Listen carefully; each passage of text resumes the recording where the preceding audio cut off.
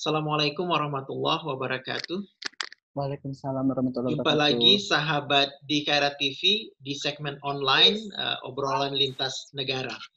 Kali ini saya mengundang sahabat saya di Kuala Lumpur, seorang anak muda berusia 25 tahun bernama Rizkan. Rizkan sebelumnya bekerja di Kuala Lumpur selama 2 tahun sebagai data analis pada company bernama Accenture yang kantornya di Bangsa South di Kuala Lumpur. Setelah 2 tahun, Rizkan memutuskan untuk pulang ke tanah air. Rizkan berasal dari Bengkulu sebenarnya, tapi dia kuliah di Sastra Indonesia Universitas Andalas Padang menyelesaikan S1 di sana. Saat ini Rizkan sudah berada di Batam di Indonesia. Rizkan berangkat ke Batam kemarin hari Selasa tanggal 23 Juni 2020. Nah, yang menarik dari Rizkan ini adalah Rizkan sudah berencana pulang ke Indonesia sejak bulan Maret yang lalu.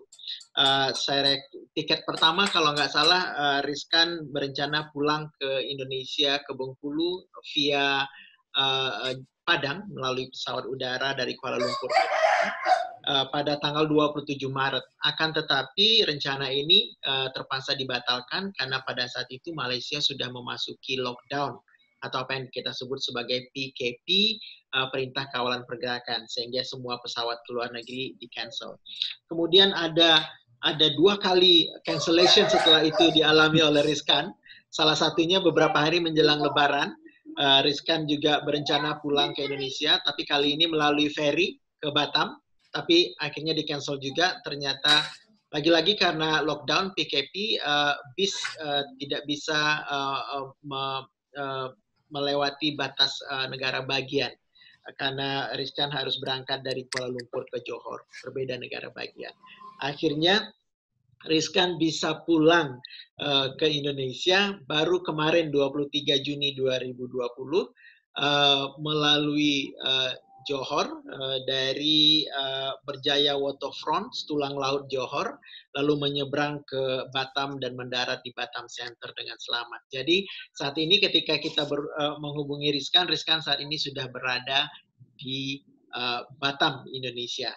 Nah, sekarang mari kita mulai interview diskusi kita dengan Rizkan untuk tahu bagaimana pengalaman Rizkan pulang ke tanah air. Rizkan, terima kasih ya sudah setuju menerima invitation saya untuk interview ini.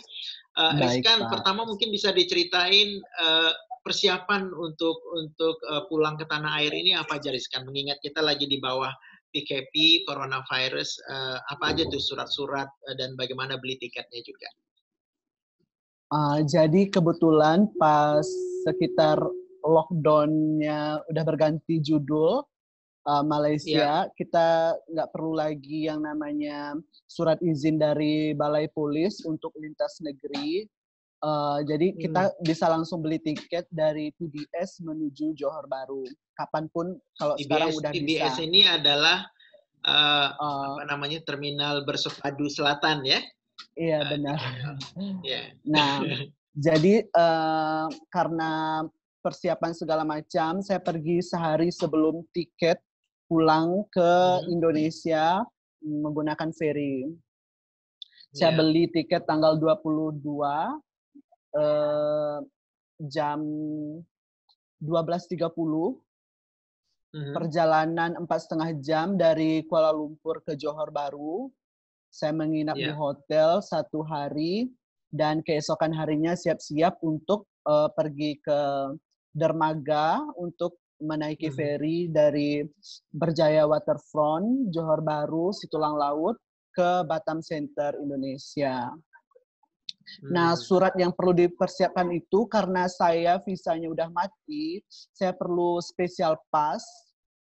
Ini agak berbeda aturannya, tapi MDEC atau agensi saya sendiri juga tidak tahu kenapa berbeda antara Kuala Lumpur menaiki flight yang katanya tidak perlu special pass segala macam. Artinya meskipun visa kita sudah expire, kita tetap bisa keluar Malaysia dengan bebas tanpa perlu special pass. Tapi lain aturan sepertinya di Johor Bahru ini, kita memerlukan special pass untuk keluar dari Malaysia gitu. Oke. Oke, itu dokumen yang diperlukan sepertinya, Pak. Itu yang mengeluarkan siapa, Rizkan, special pass itu? Imigrasi, MDEC atau apa? Karena saya diurus sama agensi, jadi saya tinggal bayar RM100 ke agensi, mereka yang menghandle semuanya. Jadi saya terima jadi aja. Oh, tapi dari otoritas Malaysia ya, bukan dari kedutaan kita ya? Bukan, otoritas Malaysia, Pak. Oke. MDEC ini adalah Malaysian apa itu? Agensinya atau apa itu? MDEC ini yang bertugas menangani imigrasi ketenaga kerjaan dari luar negeri gitu mungkin Pak, yang ngeluarin visa pekerja gitu-gitu. Oke, iya. Oke, jadi selain tiket adalah special pass yang dikeluarkan oleh otoritas Malaysia yang diurus oleh agensi atau MDEC gitu ya. Ada lagi nggak kira-kira yang disiapin, Rizkan?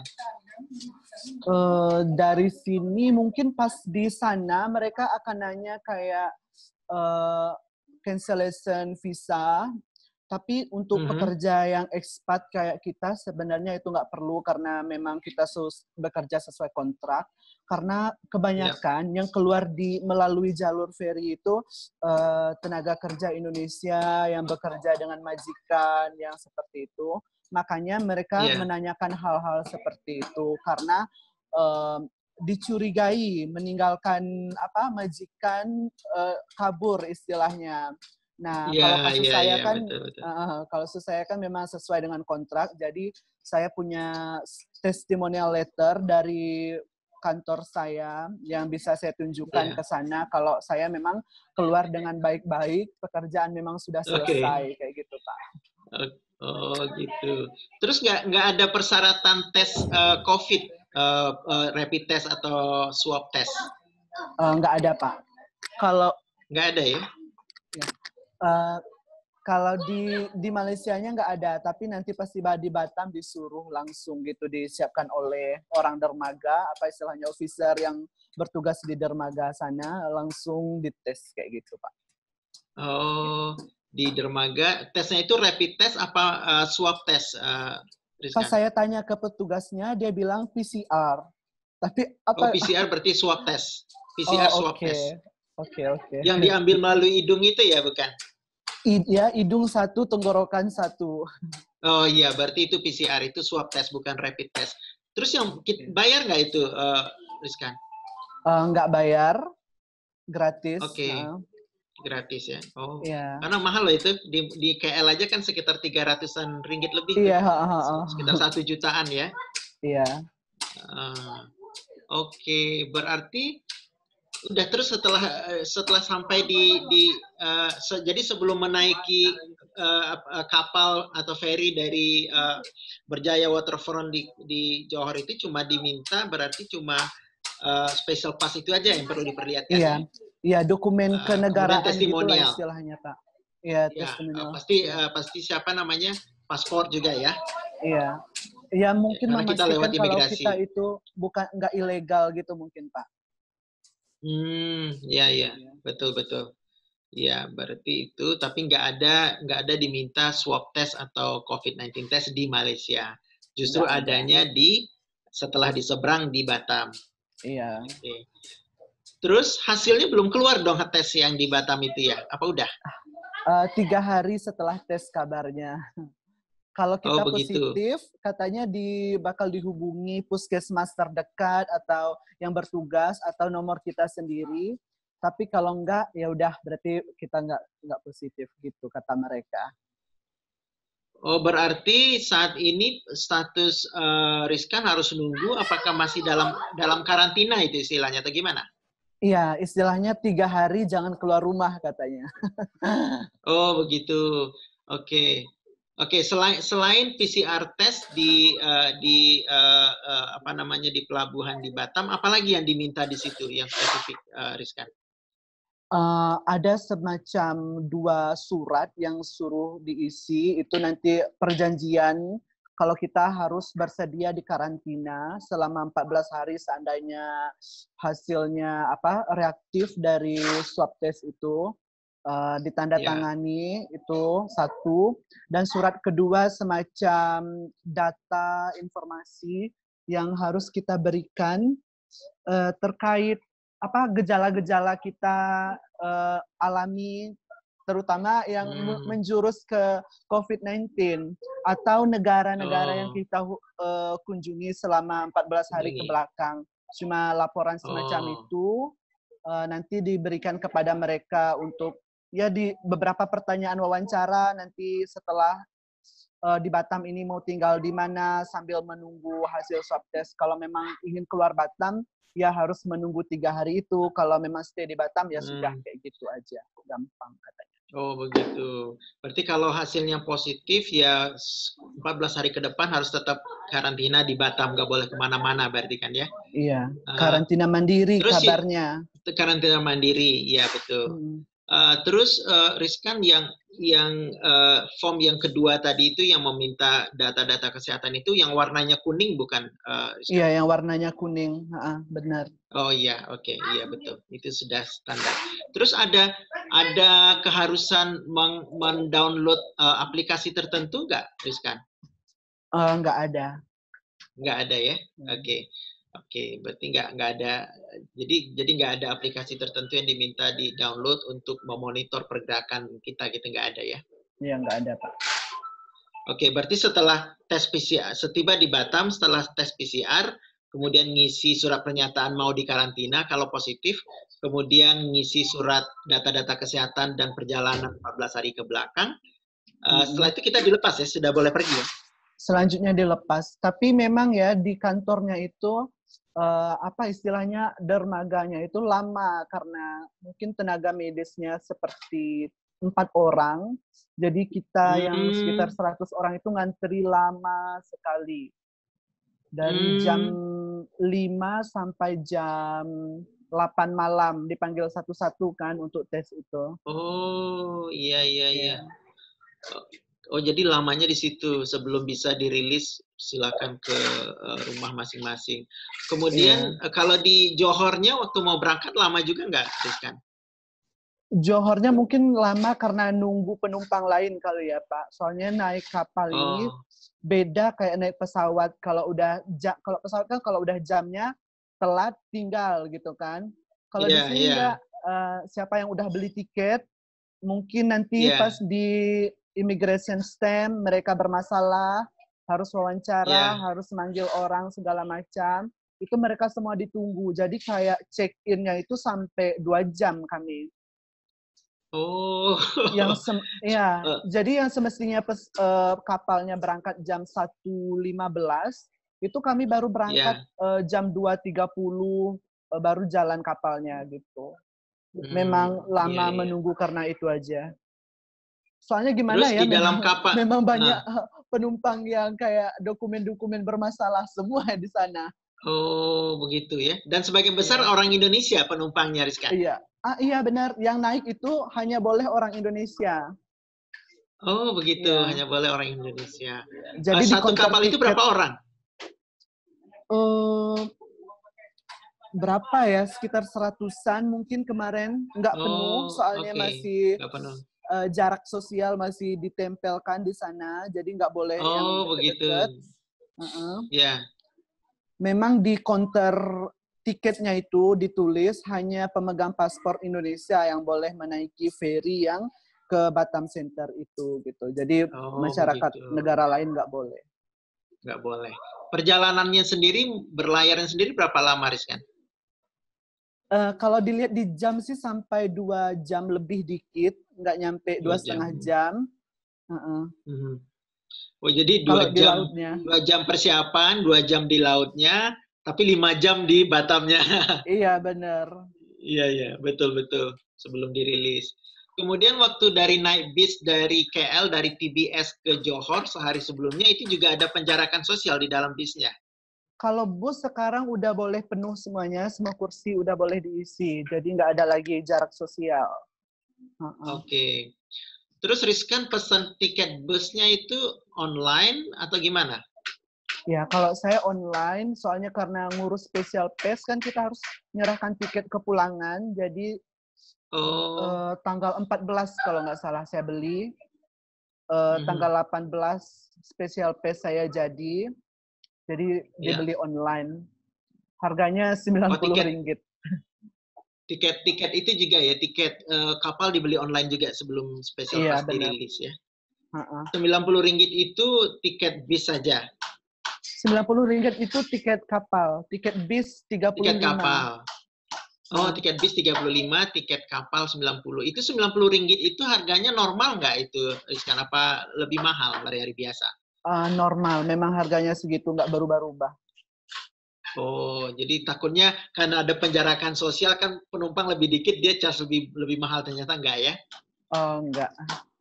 Cuma di Enggak. sana ada Oh, charge begitu. lagi 10 ringgit untuk bagasi atau apa diminta.